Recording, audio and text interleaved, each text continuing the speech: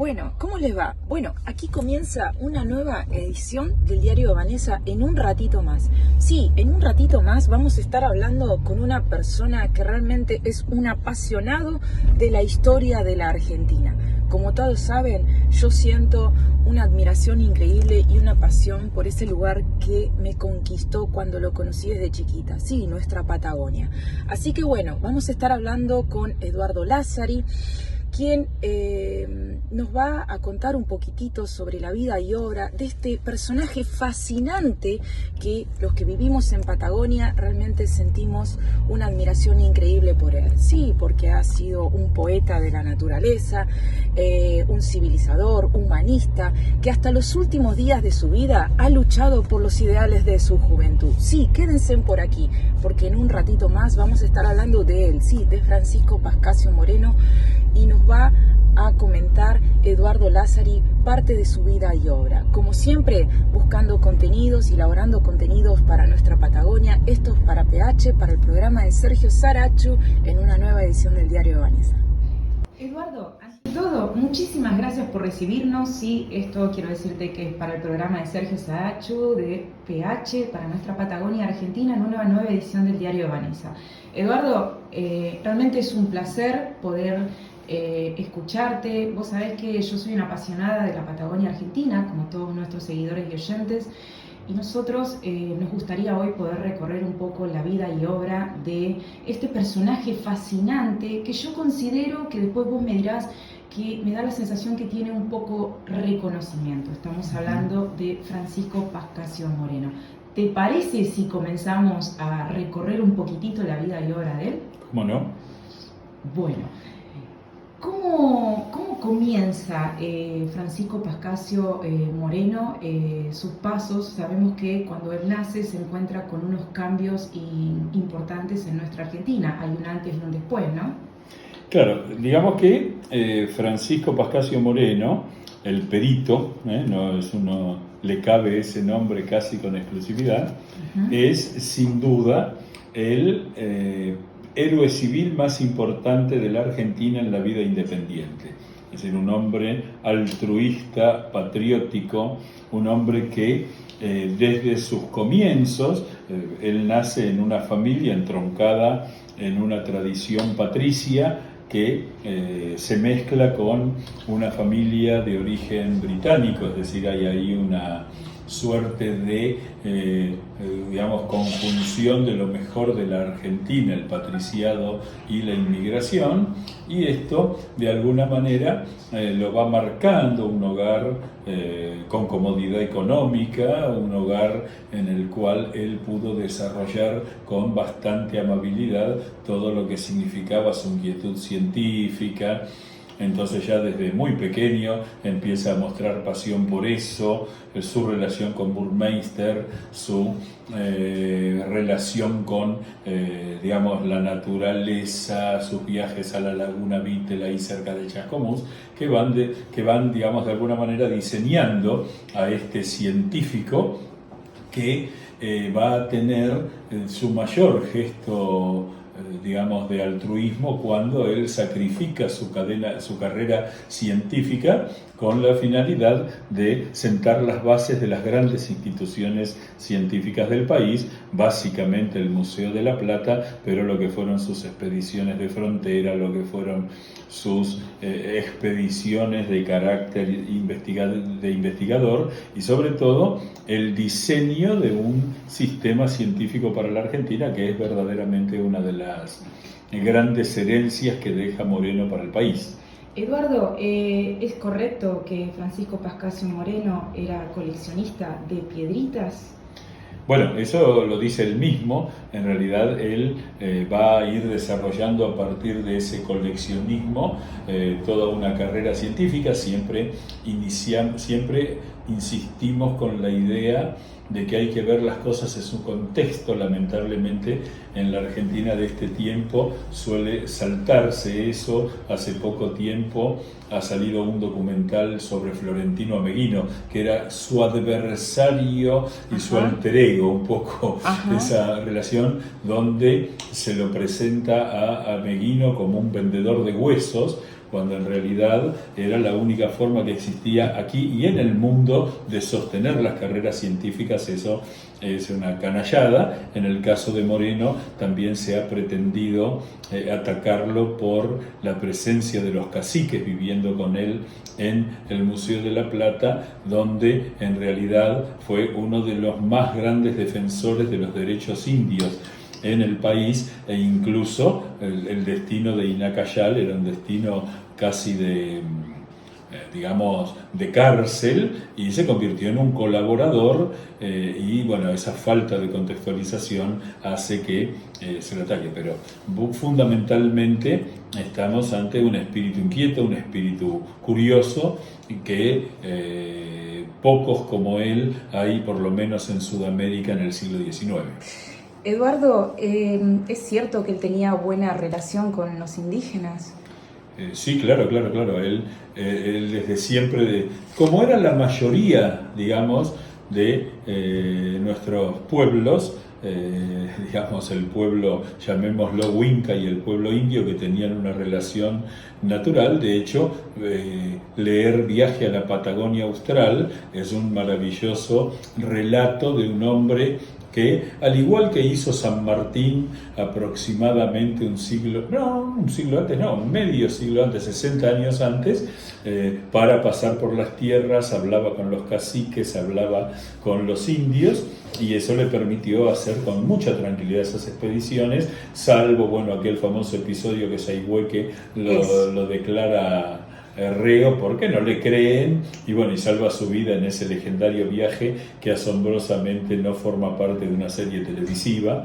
Así que pero bueno, digamos, era un hombre que él, incluso posteriormente a la campaña del desierto, cuando la Argentina toma la decisión en la que tiene mucho que ver Moreno, convence a las autoridades nacionales de la necesidad de llevar adelante la campaña, es decir, la ocupación territorial de la Patagonia, y luego es el aportante de los criterios que en la discusión con Chile favorecieron a la Argentina notablemente.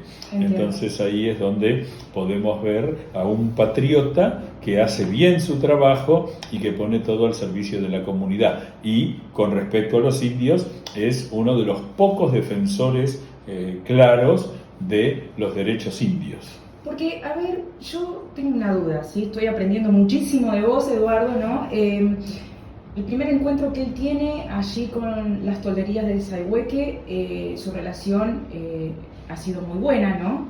Con ellos.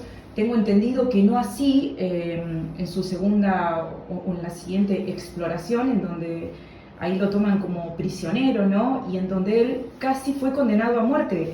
¿Es así? Sí. Pero hay que decir que, bueno, estamos frente a un sistema inestable, como era el sistema de gobierno indio. Entonces era bastante fácil. Moreno iba solo o iba con un par de compañeros, es decir, y no iba en representación del Estado Nacional ni de nada, pero en esa segunda ocasión tiene algún problema que no queda demasiado claro, que después se puede tratar, que puede haber sido un problema nimio y que culminaba con la muerte. Así que, digamos, construye su balsa y de noche, tengo entendido, lo que se cuenta. Sí, casi una corteza de tronco por la que se arroja por los rápidos del Limay y salva su vida en el Valle de las Manzanas. Así es. A ver, Francisco Pascasio Moreno realmente, bueno, es una persona increíble, terrible explorador. ¿Qué lo llevaba a él? ¿Y cuál era el objetivo de esos viajes de expedición? Porque él hizo varios, ¿no? Se conoció una Patagonia hasta por entonces desconocida, ¿no? Se puede decir. Bueno, él es el primer hombre blanco que llega al Nahuel Huapi desde el Atlántico. Claro.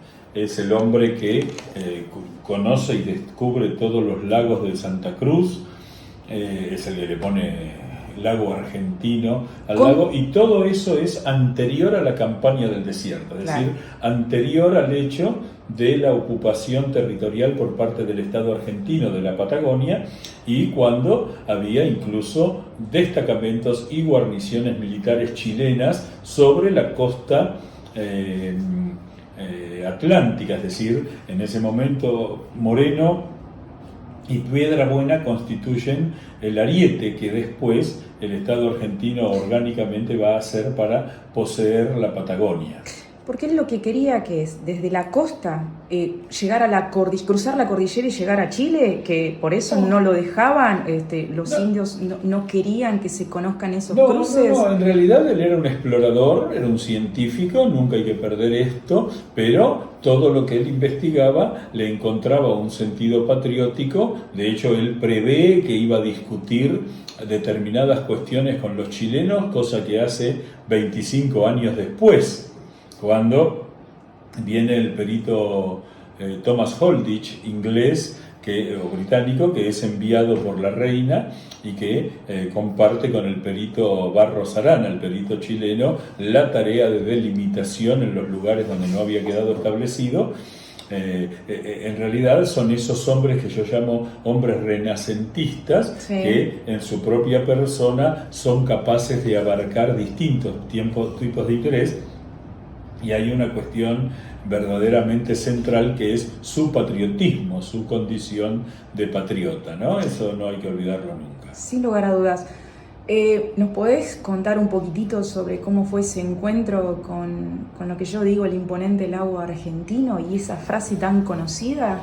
Bueno, de solo pensar que ahí con sus pocos colaboradores tuvo que prácticamente llevar a la sirga la nave para llegar al lago argentino. Esto estamos hablando de 1876, es decir, reitero esta idea que tiene que ver con que es previo a la campaña del desierto, porque sin duda Moreno se convierte en uno de los proveedores doctrinales de la posibilidad de que la Argentina tenga la Patagonia. Por eso es muy merecido ese gusto que uno encuentra cuando entra en San Carlos de Bariloche, porque es el primero, ¿no? Claro. Entonces ahí está.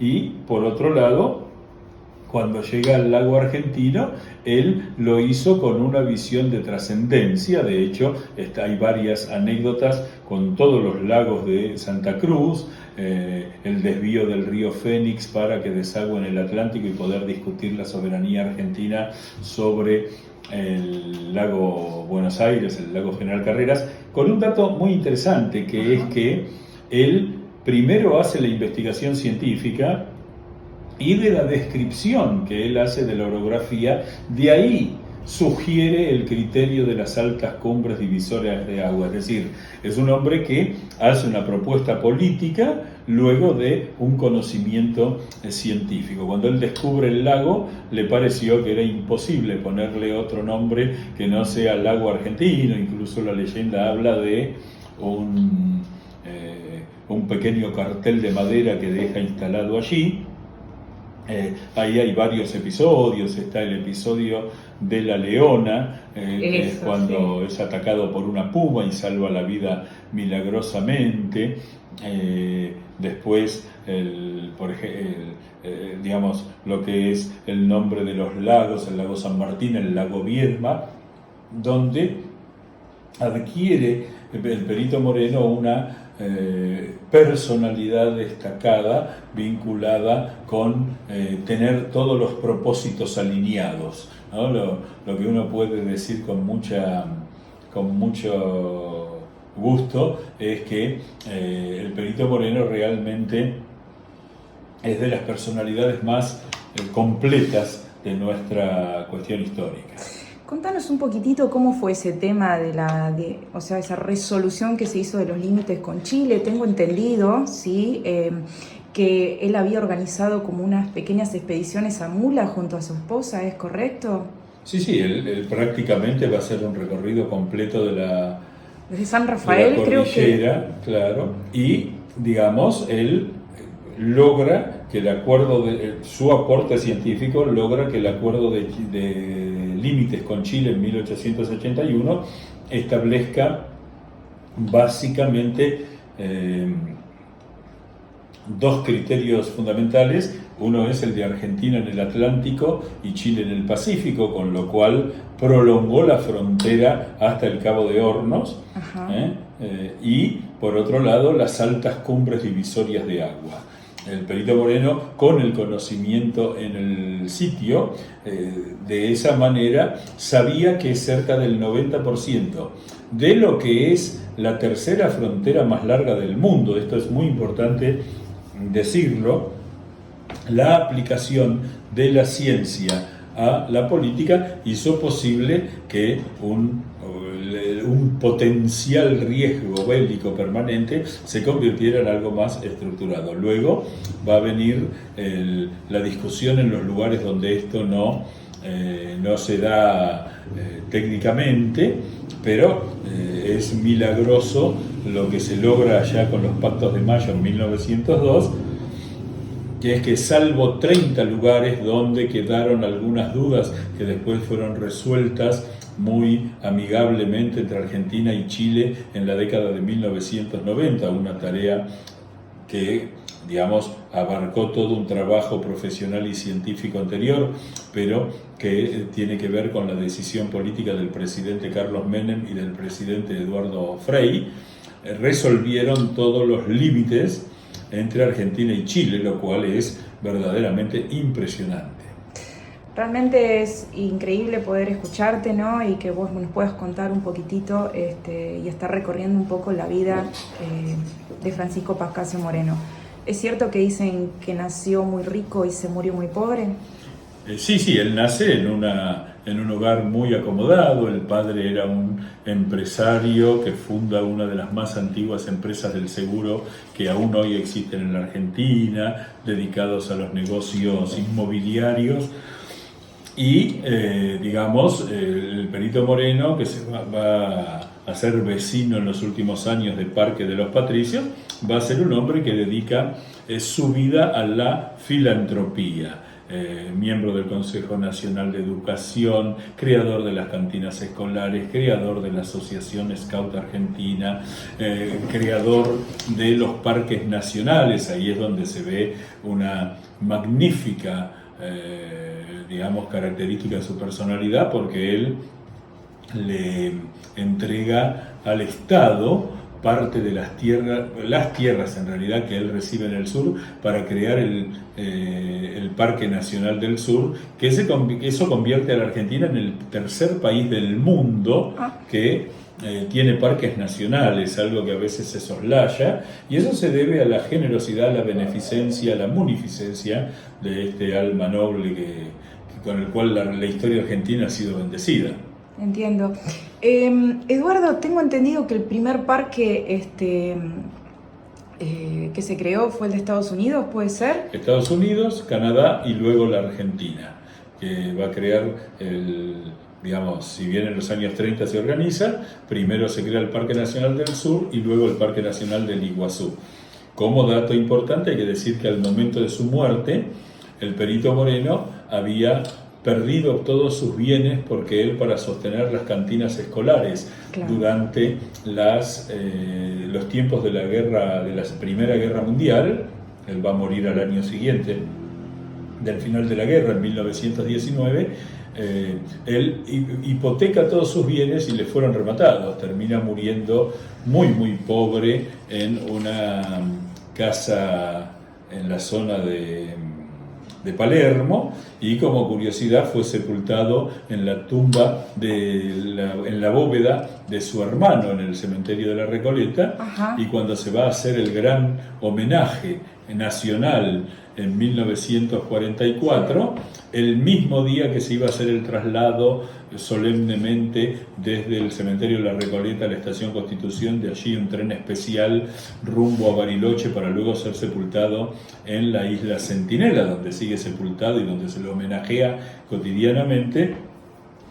Ese día fue el día del terremoto de San Juan, con lo cual los festejos se suprimieron y el tránsito, casi como un gesto de homenaje a su humildad y a su austeridad, fue hecho en el mayor de los silencios, aunque cada día suenan las sirenas de todos los catamaranes y los barcos que transitan por el Nahuel Huapi para saludar en la isla Centinela a este hombre gigantesco de nuestra historia. Justamente eso te quería preguntar, para vos, ¿no?, que sos un apasionado de la historia argentina, ¿qué valores representa este patriota ejemplar, ¿no?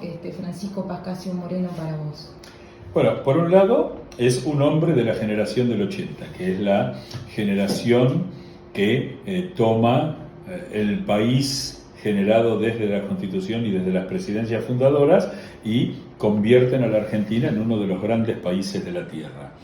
El Perito Moreno, en la fundación del Museo de la Plata, que es su mayor galardón científico, en la organización de las expediciones, en su tarea como perito, en todas las tareas que desempeñó, tuvo 3 valores que fueron los que posibilitaron que la Argentina fuera un gran país: patriotismo, altruismo y seriedad profesional. Wow. Es decir, esto me parece que es fundamental, patriotismo porque lo hizo todo por la patria, altruismo porque lo hizo por los demás y seriedad profesional. O sea, el Perito Moreno, en una línea que uno puede pescar en los hombres de Mayo y en los hombres de Julio, en 1810-1816, hizo lo que había que hacer y lo hizo bien. Es decir, en lo suyo fue el mejor. Qué lindo escucharte decir eso. Esa frase, cuando él descubre el lago argentino, que escuché por ahí que dicen algunos libros, la naturaleza que te creó no te dio nombre, pero a partir de hoy la voluntad humana dice que te llamás lago argentino. ¿Qué te hace sentir a vos esa frase? Bueno, a ver, primero, es un hombre que todo lo que hace, lo hace impulsado por principios superiores. Esto es un gran ejemplo y a la vez un gran aprendizaje para el presente argentino, donde hay muy pocas miras altas. En segundo lugar, queda muy claro que su propósito lo superaba, es decir, no lo pensaba en sí mismo. De hecho, en general, su falta de previsión económica se volvió en contra porque siempre tuvo dificultades para hacer las cosas, siempre le costaba. Y en tercer lugar, muestra a un Perito Moreno que es un hombre con las ideas claras, es decir, nada lo sorprendía en el sentido de tener que pensar cómo hacer las cosas, sino que simplemente la aplicación de esos principios lo llevaba hacia adelante. ¿Considerás que la Argentina le debe a Pascasio Moreno casi toda la Patagonia, prácticamente? Digamos, en realidad la Patagonia termina siendo Argentina como obra de una generación. Es decir, ahí es donde hay un consumo que es la decisión política, por un lado, las decisiones personales, el hecho de la campaña del desierto, un tema que se discute muy mal en el presente. Yo alguna vez escuché a un intendente de Río Gallegos, que luego fue gobernador y luego fue presidente, cuando dijo que los santacruceños debían tener en cuenta que el camino para ser patriotas era seguir el ejemplo del Perito Moreno como héroe civil y el ejemplo del general Roca como héroe militar. Después qué pasó no lo sabemos, pero ese es yo sí creo que el Perito Moreno es el máximo héroe civil de la Patagonia, indudablemente, y todavía, por ejemplo, en Buenos Aires no hay un gran monumento que lo recuerde, esta es una falencia. Lo hay el monumento en la ciudad de La Plata, hay pequeños monumentos en algún lado, pero yo creo que, bueno, de alguna manera eso tiene que ver con con que las conmemoraciones históricas en general han estado más vinculados a la épica militar, y en ese aspecto, estamos en deuda con el Perito Moreno, pero bueno, el glaciar que desagua en el lago que descubrió lleva su nombre, hay una ciudad en Santa Cruz que lleva su nombre, hay un parque nacional que lleva su nombre. Sí, de alguna manera u otra se le dio un reconocimiento, pero yo coincido con vos plenamente en que no creo que tenga el reconocimiento que se merece, ¿no? Por todo lo que ha... La Argentina ha sido un país que ha sido bendecido por muchos grandes personajes.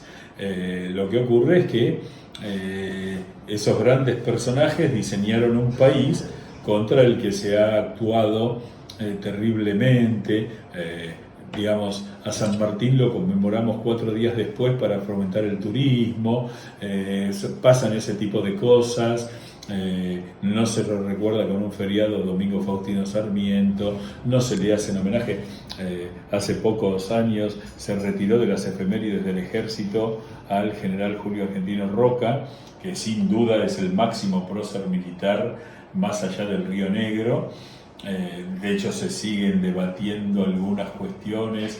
En Río Gallegos se produjo el sacrilegio de retirar su escultura del centro, una escultura donde además Roca aparece como el gran político y diplomático, porque está de civil cuando viaja a negociar con el presidente Errázuriz en Punta Arenas. Y entonces uno no termina de entender, salvo que la mejor forma de destruir un país es a través de la demolición de su pasado histórico glorioso. Pero bueno, eso forma parte del debate presente y es donde tenemos que ubicarnos.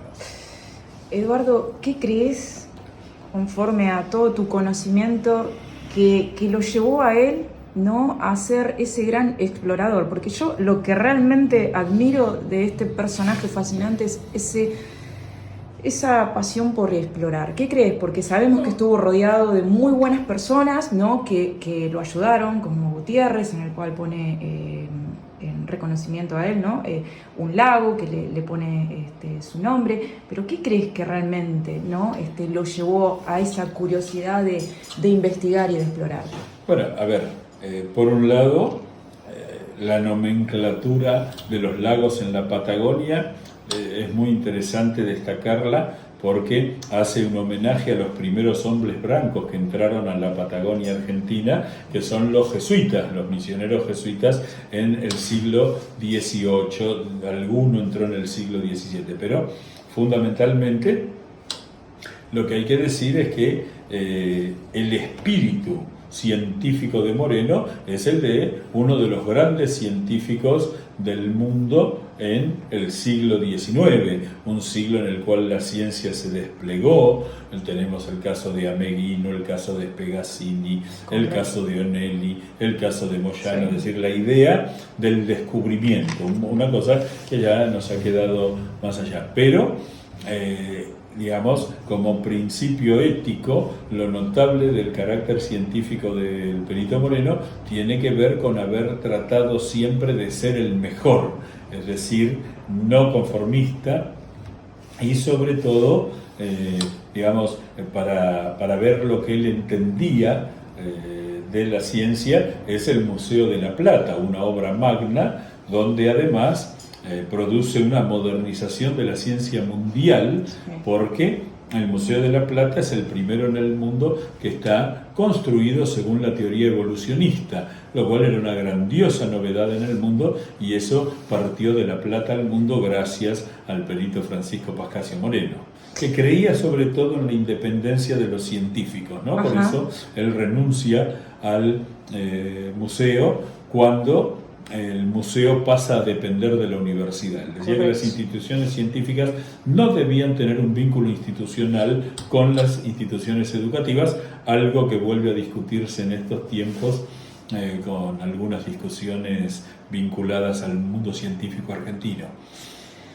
Bueno, Eduardo, la verdad que es impresionante, es muy lindo escucharte, esto da para mucho más.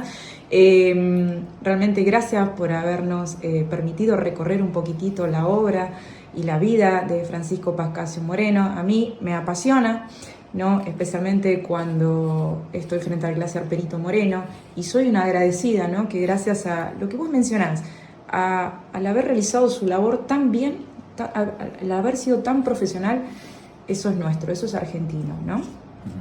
Sí, ahí siempre hay que decir que digamos, la Argentina es un país que se construyó sobre la labor de gigantes que sembraron los cimientos de un gran país, y sin duda entre esos gigantes el perito Francisco Pascasio Moreno está en un lugar privilegiado.